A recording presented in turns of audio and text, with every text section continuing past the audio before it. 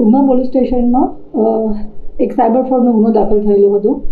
જેમાં અમારી પાસે એક ઇન્ફોર્મેશન હતી કે એક વ્યક્તિ છે એ પોતાની પાસે અત્યારે બેંકની ચેકબુક, પાસબુક, પોતાના બેંકના ડિટેલ્સ અને એક મેમોરેન્ડમ એટલે કે પાર્ટનરશિપની ડીડ લઈ અને જઈ રહ્યો છે. અને આ જે બેંકના ખાતા છે એ પોતે સાયબર ફ્રોડમાં યુઝ કરે છે. અને સાયબર ફ્રોડમાં જે રીતે અત્યારે આપણે જોઈ રહ્યા છીએ કે ડિજિટલ અરેસ્ટ કરવું અથવા તો ગેમિંગના નામે જે ફ્રોડ કરી અને પૈસા લે છે, એ પૈસા નાખવા માટે થઈ અને જે બેંક એકાઉન્ટ્સની જરૂર પડે છે એ બેંક એકાઉન્ટ્સ ખોલવા માટેનું કામ આ વ્યક્તિ કરી રહી છે. જે આધારે પોલીસ ઇન્વેસ્ટિગેશન્સ કર્યું, અમે એ વ્યક્તિને લઈ આવ્યા અને ઇન્વેસ્ટિગેશન્સ દરમિયાન એની પાસેથી ઘણા બધા બેંકના ખાતાઓ પણ મળેલા હતા. એની જે મેઇન આરોપી છે જે અમે અટક કરેલા છે, અગાઉ 25 જેટલા આરોપી અટક કરેલા છે, જેમાં એક કિરાત જાદવાણી કરીને પણ છે. કિરાત જાદવાણી જે મેઇન આરોપી છે એની ઓફિસનું જે સર્ચ અમે કર્યું એ વખતે અમને 164 જેટલા અલગ અલગ બેંકના કરંટ અને ખાતા મળેલા હતા, જેમાં એ લોકો બેંકના એમ્પ્લોઈઝને, કર્મચારીઓને પણ સાથે રાખી અને ગુમાસ્તા ધારા વગર પણ દુકાન ખોલવી, દુકાનના ફોટોગ્રાફ્સ લેવા, ખોટા ફોટોગ્રાફ્સ બનાવવા અને એના આધારે બેંકમાં એક ખાતું ખોલાવવું, બેંકમાં ખાતું ખોલાવી અને એક આખી લિંક જનરેટ કરવી, API લિંક પણ જનરેટ કરવી અને એ લિંક જનરેટ કરી અને ખાતું ખોલાવી અને જે સાયબર ફ્રોડના નાણાં છે એ ખાતામાં પડતા હતા. જે વખતે જે આ ખોટી રીતે દુકાનની ઓળખ ઊભી કરવી, ખોટા ડોક્યુમેન્ટ્સ બનાવવા, એના માટેના પણ જે સાથ સહકાર આપેલા હતા એ આરોપીને પણ અમે અગાઉ અટક કરેલા છે. બેંકના 8 કર્મચારીઓને પણ અમે અટક કર્યા છે, કારણ કે બેંકની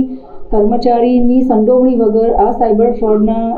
નાણાં એ ખાતામાં પડે એ શક્ય જ નહોતું. આખી લિંક એસ્ટાબ્લિશ થઈ અને જે બેંકના ખાતા ધારકો છે, જે વ્યક્તિ પોતે એક ખાતું જે પોતે જાણે છે કે મારું ખાતું ખોલાવ્યા પછી મારે કિરાત જાદવાણીને આ ખાતું વેચવાનું છે, જેના બદલામાં મને 50,000 કે 1 લાખ રૂપિયા આપશે, એવું ખાતા ધારક જાણે છે. એ જાણે છે કે આમાં કોઈ ઇલીગલ ફ્રોડના નાણાં પડવાના છે, છતાં પણ એ 50,000 અથવા 1 લાખ રૂપિયાની લાલચમાં આવી અને પોતે પોતાનું ખાતું કિરાત જાદવાણીને વેચતા હતા. એવા તમામ ખાતા ધારકોને પણ અમે પોલીસે અગાઉ અટક કરેલા છે. એ ઇન્વેસ્ટિગેશન્સની લાઈન જ્યારે ચાલુ હતી ત્યારે અમારી પાસે એક એવી ઇન્ફોર્મેશન સ્ટડીના આધારે અને ઇન્વેસ્ટિગેશન્સમાં મળી કે જે ખાતાઓ 164 જેવા જે ખાતાઓ છે એમાંથી આશરે 8 થી 9 જેટલા ખાતાઓમાંથી 90 લાખ રૂપિયા જેટલા જે રૂપિયા છે એનું ટ્રાન્ઝેક્શન થયું છે. અમિત નામની કોઈ વ્યક્તિ છે અને જેના ખાતામાં આ પૈસા પડેલા છે. જ્યારે અમિતની અમે પૂછપરછ કરી ત્યારે અમિતે કીધું હતું કે આમાં જે આરોપી છે પકડાયેલા અબ્દુલ કાદિર ચામડિયા, જેઓ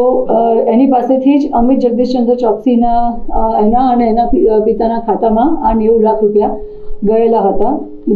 જેમાં અમે અમિત જગદીશચંદ્ર ચોકસીની પણ ધરપકડ કરી છે અને જે આરોપી છે અબ્દુલ કાદિર ચામડિયા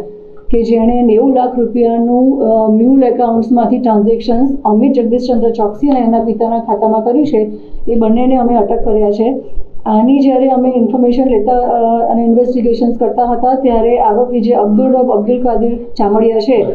એણે બીજા એક હવાલાથી પણ USDT ટ્રાન્સફર કરેલા છે, જેનું નામ છે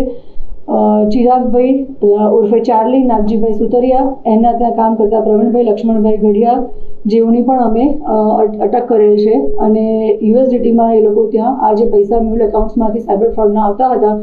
એનું એ લોકો USDTમાં કન્વર્ટ કરતા હતા. આ રીતે અમે અત્યારે પોલીસને 164 જેટલા બેંકના જે એકાઉન્ટ્સ છે અને એમાંથી 25 આરોપીની જે અમે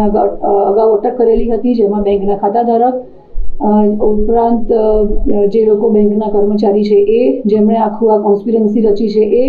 અને જે પૈસા આવ્યા બેંકના મ્યુલ એકાઉન્ટ્સમાં પૈસા આવ્યા પછી એ પૈસાને ટ્રાન્સફર કરી અને USDTમાં જે ટ્રાન્સફર કરવાની આખી એક લાઈન છે, જેમાં અબ્દુલ કાદિર ચામડિયા, અમિત જગદીશચંદ્ર ચોકસી અને ચિરાગ ઉર્ફે ચાર્લી નાગજીભાઈ સુતરિયા અને પ્રવીણભાઈ લક્ષ્મણભાઈ ગઢિયા નાઓની અમે અટક કરેલ છે.